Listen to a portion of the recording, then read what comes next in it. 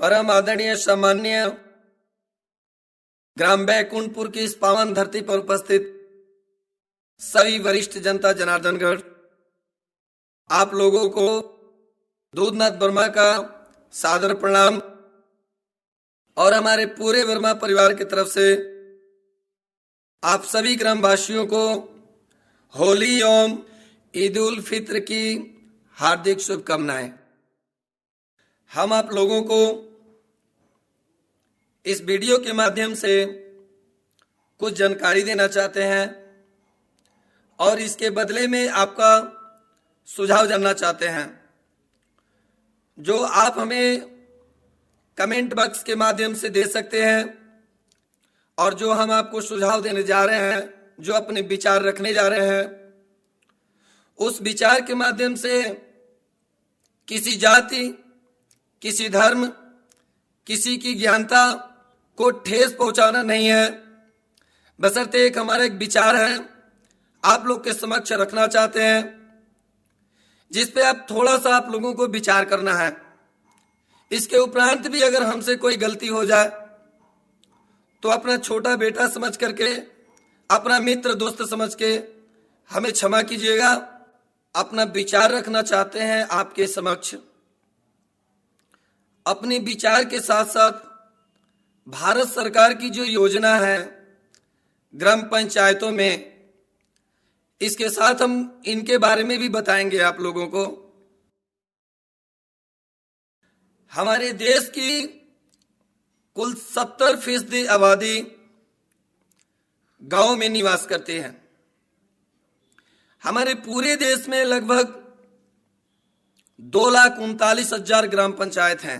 एक स्तरीय पंचायत व्यवस्था लागू होने के बाद प्रत्येक पंचायतों को प्रतिवर्ष लाखों रुपए का फंड मिलता है। इस फंड की जिम्मेदारी ग्राम प्रधान व ग्राम सदस्यों की होती है, जिसका चुनाव हम हर 5 साल पे करते हैं। हम हर 5 साल पे वोट करते हैं, ग्राम प्रधान और ग्राम सदस्य का चुनाव करते हैं। लेकिन हम अपने अधिकार के बारे में नहीं जानते। और जहां तक की बात है कि जो ग्राम सदस्य हम लोग चुनते हैं, उनको भी अपने अधिकार, अपने कार्य के बारे में जानकारी नहीं होता है। और प्रधान को भी लगभग पूरी जानकारी नहीं होती है, और अगर जानकारी है तो वो पब्लिक के सामने बताना नहीं चाहते हैं। लेकिन हम आपको इस वीडियो के माध्यम से ग्राम प्रधान का क्या कार्य है, उनके अधिकार क्या है, ग्राम सदस्य के कार्य क्या है और उनके अधिकार क्या है, और आप जो चुनते हैं, आप जो वोट देते हैं, आपका क्या अधिकार है, इसके बारे में आइए हम जानते हैं। ग्राम पंचायतों में जब ग्राम प्रधान व सदस्यों का चुनाव जब संपन्न होता है, तो कुछ दिन बाद एक बाहरी बैठक होती है, जिसमें कि ग्राम प्रधान और जितने भी सम्मानित सदस्य हैं, सारे सदस्यों लोगों को एक जगह उपस्थित किया जाता है। एक बैठक होती है जिसमें गांव के विकास के लिए एक समिति गठन होता है। ये भारत सरकार के गाइडलाइन में लिखा हुआ है। और इस पूरे सदस्य में से सबसे पहले एक उप प्रधान का चुनाव किया जाता है, कि प्रधान के वो असिस्टेंट होते हैं, उप प्रधान, कि किसी कारणवश जो ग्राम प्रधान में उनमें कोई अनियमितता हो या कहीं छुट्टी पे चले जाए, किसी कार्यवश गांव में समय न दे पाए, उनके जो भी आधे अधूरे काम हैं उनको चिंता से उस कार्य को करना, समझाना, समझना, देखरेख करने के लिए उप प्रधान का चुनाव बहुत ही जरूरी होता है। इसके बाद एक समिति गठन होती है इस समिति में ग्राम प्रधान, उप प्रधान, अनुसूचित जाति के एक सदस्य, अनुसूचित जनजाति के सदस्य, महिला एवं पिछड़े वर्ग के एक सदस्य का होना अनिवार्य होता है। वह 6 अन्य सदस्यों की उपस्थिति भी अनिवार्य होता है। इन समिति का कार्य क्या है, आइए हम आपको बताते हैं। पहला होता है कि कृषि संबंधित कार्य, दूसरा होता है कि ग्राम विकास संबंधित कार्य, तीसरा होता है प्राथमिक विद्यालय व उच्च प्राथमिक विद्यालय अनौपचारिक शिक्षा का कार्य, चौथा होता है युवा कल्याण संबंधित कार्य, पांचवा होता है राजकीय नलकूपों का मरम्मत और रखरखाव का कार्य, छठा होता है चिकित्सा एवं स्वास्थ्य संबंधित कार्य, सातवां है महिला एवं बाल विकास संबंधित कार्य, आठवां है पशुधन विकास संबंधित कार्य, नौवां है समस्त प्रकार के पेंशन स्वीकृति करने व उनके वितरण कराने का कार्य, दसवां होता है समस्त प्रकार के छात्रवृत्ति स्वीकृति कराना और उनको वितरण कराने का कार्य, 11वां होता है कि सरकारी राशन दुकानों का आवंटन कराना व निरस्तीकरण कराने का कार्य, और लास्ट में है कि ग्राम न्यायालय 12 अप्रैल 2007 को भारत केंद्र सरकार के निर्णय के अनुसार ग्रामीण भारत के निवासियों को पंचायत स्तर पर ही न्याय दिलाने का कार्य कर रही है। हर पंचायत में ग्राम न्यायालय की स्थापना की गई है। इस पर केंद्र सरकार का प्रतिवर्ष 325 करोड़ रुपए का खर्च जाता है कि ज्यादा से ज्यादा मामले पंचायत में ही निपटा दिए जाएं, ताकि न्यायालय पे ज्यादा से ज्यादा मुकदमा न आवे और लोग कोर्ट कचहरी का चक्कर ना काटें। समिति का कार्य क्या है कि ग्राम पंचायत योजना का निर्माण करना, कृषि पशुपालन और गरीबी उन्मूलन कार्यक्रमों का संचालन करना होता है, जिसमें कि पहली एक समिति होती है निर्माण कार्य समिति। इसमें ग्राम प्रधान, उप प्रधान व पंचायत के 6 सदस्य शामिल होते हैं। इनका कार्य होता है कि समस्त निर्माण कार्य का करना तथा गुणवत्ता निश्चित करना होता है, जैसे स्कूल, नाली, खड़ंजा, पार्क या सामूहिक स्थल का निर्माण करना। शिक्षा समिति कार्य योजना, सभापति, उप ग्राम प्रधान, प्रधानाचार्य तथा अन्य 6 सदस्य व संयोजित अभिभावक प्राथमिक शिक्षा एवं उच्च प्राथमिक शिक्षा, अनौपचारिक शिक्षा तथा साक्षरता आदि संबंधी कार्यों का देखरेख एवं सदस्य करते हैं। प्रशासनिक समिति के कार्य, इसमें ग्राम प्रधान, उप ग्राम प्रधान व 6 अन्य सदस्य यहाँ पे ग्राम पंचायतों में जो लोगों के मामले होते हैं उनकी देखरेख करना, सही गलत का पहचान करना और बड़े से बड़े विवाद को न्याय पंचायत में ही सुलझाना, ये इनका कार्य होता है। स्वास्थ्य एवं कल्याण समिति, इसमें भी ग्राम प्रधान, उप ग्राम प्रधान, 6 अन्य सदस्य होते हैं। इसमें चिकित्सा, स्वास्थ्य, परिवार कल्याण संबंधित कार्य तथा समाज कल्याण योजना संचालन करने का कार्य, अनुसूचित जाति जनजाति तथा पिछड़े वर्ग के उन्नति एवं संरक्षण का कार्य करना होता है। अभी इसमें जो भी कार्य हैं, जिन सदस्यों को भी ये कार्यभार सौंपा जाता है, तो आप बताइए कि अगर इसमें कोई अनपढ़ सदस्य को चुना जाए, वो चंचल ना हो, तेज ना हो, अच्छे बुरे की परख ना हो, पहचान ना हो, तो ये जिम्मेदारी वो किस तरीके से संभाल सकता है। हम आप लोगों को एक छोटा सा बात बताना चाहते हैं, और कि हर गांव में जनता को यह जानकारी है कि सदस्य का मतलब कुछ होता ही नहीं है। आज मैं आपको बता रहा हूं कि सदस्य का मतलब क्या होता है। जैसे आपके घर में, हर घर में एक मुखिया होता है, एक सदस्य होता है जो आपकी आवश्यकताओं की पूर्ति करता है, उसी ही तरीके से सभी सदस्य मिलकर के एक सदस्य बनाते हैं जो कि ग्राम प्रधान के संरक्षण में वो रहते हैं। इस सदस्य का मतलब ये होता है कि आपके वार्ड में सदस्य के बगैर कोई भी काम नहीं हो सकता। नाली बनवाना हो, खड़ंजा बनवाना हो, सरकारी नल नलकूप लगवाना हो, बिजली से संबंधित कार्य हो, स्वास्थ्य संबंधित कार्य हो, राशन आवंटित संबंधित कार्य हो, पेंशन संबंधित कार्य हो, छात्रवृत्ति संबंधित कार्य हो, ये सारी जिम्मेदारी सदस्य की होती है जो वार्ड सदस्य है। वो सभी वार्ड के सदस्य अपनी अपनी समस्या, अपनी अपनी बात ग्राम प्रधान के पास रखते हैं। जो उनसे हो पाता है वो करते हैं, बाकी जो नहीं होने वाला होता है वो ग्राम प्रधान को बोलते हैं और ग्राम प्रधान उन सारी चीजों को मुहैया कराते हैं। ये होता है सदस्य का पावर।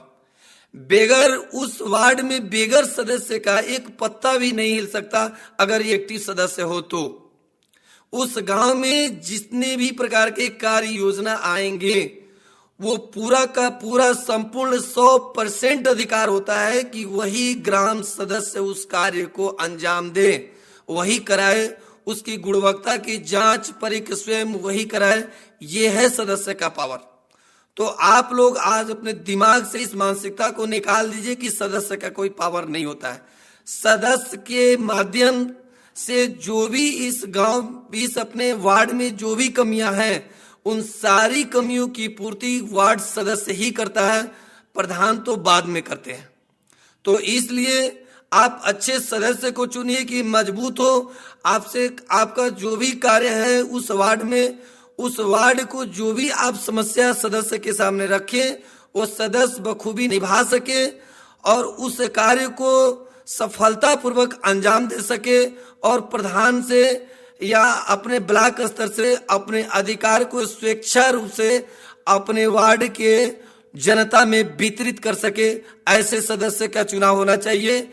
इस बार खूब ही सोच समझ करके, सबसे पहले अगर गांव का पूर्ण विकास, बेहतरीन विकास चाहिए तो सबसे पहले मजबूत सदस्य का होना जरूरी है, क्योंकि छत चाहे जितना भी मजबूत हो, अगर खंभा उसका मजबूत नहीं है तो छत बहुत दिनों तक नहीं टिकता है। उसके बाद आता है कि जल प्रबंधक समिति। इसमें भी ग्राम प्रधान, उप ग्राम प्रधान, 6 अन्य सदस्य मिलकर इस समिति का निर्माण करते हैं। इसमें राजकीय नल नलकूप का रख रखाव, मरम्मत करना, गांव में नाली का निकास देना, कहीं गांव में पानी इकट्ठा होना उसको रास्ता देना, जहां पे जिस मोहल्ले में पानी की व्यवस्था नहीं है वहां पे पानी की व्यवस्था करना, ये उनका कार्य होता है। लेकिन जो भी कार्य होते हैं हमारे ग्राम पंचायत में, किसी को कोई से मतलब ही नहीं रहता है। सदस्य कौन बने, प्रधान कौन बने।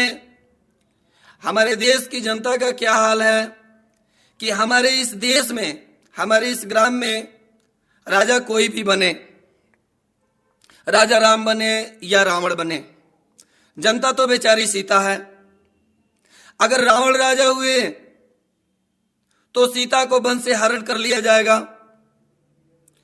और अगर राम राजा अगर हुए तो अग्नि परीक्षा के बाद से पुनः उन्हें वनवास भेज दिया जाएगा। जनता तो बेचारी सीता है और हमको क्या चीज से मतलब है, कोई चीज से मतलब नहीं है। किसी का भी राज्य हो, कोई भी इस देश का राजा बने, इस देश का राजा कौरव हो या पांडव हो, क्या फर्क पड़ता है हमें। जनता तो बेचारी द्वारपति है। कौरव राजा हुए तो द्वारपति के चीरहरण के काम आएंगे, और अगर पांडव राजा हुए तो जुए में हार जाने के काम आएंगे हम। क्या फर्क पड़ता है हमें, राजा कोई भी बने, कोई फर्क नहीं पड़ता। इस देश का राजा हिंदू हो या मुसलमान हो, जनता तो बेचारी लाश है। अगर हिंदू राजा हुआ तो जला दिया जाएगा, अगर मुस्लिम राजा हुआ तो उसे दफना दिया जाएगा। क्या फर्क पड़ता है? हमें सोचने समझने की फुर्सत ही नहीं है, क्योंकि जब भी चुनाव आते हैं उस चुनाव में भारी मात्रा में दारू, मुर्गा और पैसे की व्यवस्था जबरदस्त होती है। इससे हम 1 साल, 1 महीने, 5 साल कोई सोच नहीं होती, सिर्फ 1 दिन की सोच होती है कि आज रात में मिल जाएगा, खाएंगे पिएंगे, सो जाएंगे, सवेरे वोट जाकर के हम कर देंगे। लेकिन 5 साल के लिए, उस एक रात में 5 साल के लिए अपने जमीर, अपने अधिकार, अपने वजूद सब कुछ बेच देते हैं। तो इस बार हमारे पूरे ग्राम बैकुंठपुर के जनता जनार्दन से अपील है कि इस बार इन सब चीजों को ध्यान रखते हुए आप इस बार आपके मोहल्ले, आपके वार्ड में जो भी सदस्य हैं, जो बीडीसी के प्रत्याशी हैं, जो ग्राम प्रधान के प्रत्याशी हैं, उनसे आप लोग मिलें। उस वार्ड के लोग कुछ इकट्ठे हों, उनको कहीं रोका जाए 10, 20, 50 लोगों के बीच में, उनकी मानसिकता जानी जाए कि आखिर आप चुनाव ये जो लड़ रहे हैं किस लिए चुनाव लड़ रहे हैं, आपकी मानसिकता क्या है, जीतने के बाद करेंगे क्या, कुछ तो जानकारी हो कि उनकी अंदर की मानसिकता क्या हो, तो उभर के सामने आएगी। तो तमाम प्रत्याशियों में से इस समय चुनने का वक्त है, ये अधिकार सिर्फ जनता को है। तो आप लोग एक एक करके सभी प्रत्याशियों का राय जानिए, उनके बारे में चिंता और मंथन करिए, और जो भी आपको लगे कि ये आदमी इस ग्राम सभा के विकास के लिए कुछ कर सकता है, उनको निरपेक्ष भावना से, निर्विरोध उनको आप पद पोषित करिए। ये आपका अधिकार है। नहीं तो आज तक जिस तरीके से विकास होते आया, इससे भी बुरा 5 साल में और भी विकास होगा, और हम लोग जहां पे हैं वहीं रहेंगे। हमारे बच्चे कहेंगे कि आपने क्या किया, तो हम अपने बच्चों के भविष्य के लिए एक अच्छे आज का निर्माण करें, अच्छे सदस्य, पढ़े लिखे सदस्य, एक्टिव सदस्य, अच्छे प्रधान की चुनाव करें, जातिवाद पे न जाए, उनकी गुणवत्ता को परीख करें, क्योंकि आज से आज तक गुण की ही पूजा होती आई है। तो कोई भी जाति, किसी भी धर्म से वो हो व्यक्ति, अगर उसके अंदर वो गुणवत्ता है, अगर आपको अच्छा लगता है, तो आप बेशक उसे चुनिए कि एक अच्छे राष्ट्र का निर्माण हो।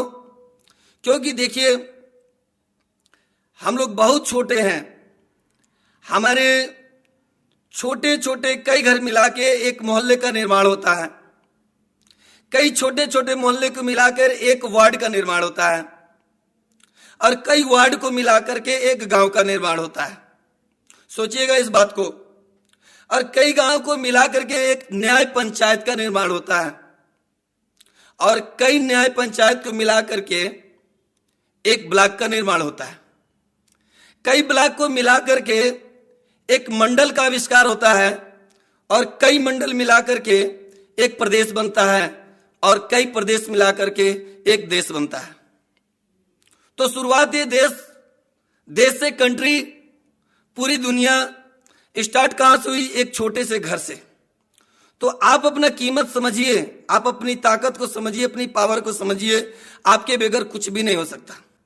आपसे फिर से निवेदन है और प्रार्थना है कि इस बार चाहे जैसे भी रहे आप, इस बार जिस भी प्रत्याशी को चुन के लेके आए वो अच्छा हो, उसकी मानसिकता अच्छी हो, उसके गुण आपको अच्छे लगे, उसका बातचीत करने का तरीका अच्छा हो, उसको आगे क्या करना हो, उसको ज्यादा जाति और धर्म से उसको ज्यादा मतलब ना हो, निरपेक्ष भावना का वो प्रत्याशी हो, सबको एक समान समझे, सबके दुख दर्द को अपना दुख दर्द समझे।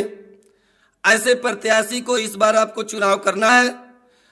इस बार अपनी बुद्धिमानी का परिचय दीजिए। ये हमारे बच्चों के भविष्य का एक उदाहरण होगा। ये एक उदाहरण होगा कि हमारे माँ बाप इतने बुद्धिजीवी, इतने शिक्षित थे कि गांव में ऐसे ऐसे प्रत्याशियों का चुनाव किया कि आज हमारा गांव इस मुकाम तक पहुंचा है। अगर हम आज भी पहले के तरह ही गलती करते आएंगे तो हमारे ग्राम सभा का विकास कैसे होगा। तो इस बार फिर पुनः आपसे निवेदन कर रहे हैं कि इस बार सोच समझ करके प्रत्याशियों को चुनाव किया जाए और इस आने वाले 5 वर्षों में उस तरीके की विकास की लहर गांव में लाई जाए कि हमारे गांव का उदाहरण दुधही ब्लॉक में एक उदाहरण के तौर पे दिया जाए कि ये रहा ग्राम बैकुंठपुर की जनता, ऐसे ऐसे सदस्य, ऐसे ऐसे प्रधान का चुनाव उन्होंने किया है कि 5 साल पहले गांव क्या था, आज 5 साल में गांव का विकास इस तरीके से है। तो हमें बहुत ही खुशी होगी। बाकी आप खुद ही समझदार हैं और किसी भी तरीके का अगर हमसे कोई गलती हो गया हो तो उसे क्षमा करेंगे। और इसी के साथ हम दूधनाथ वर्मा अपनी वाणी को विराम देते हैं। नमस्कार, प्रणाम, आदाब, सलाम अलैकुम।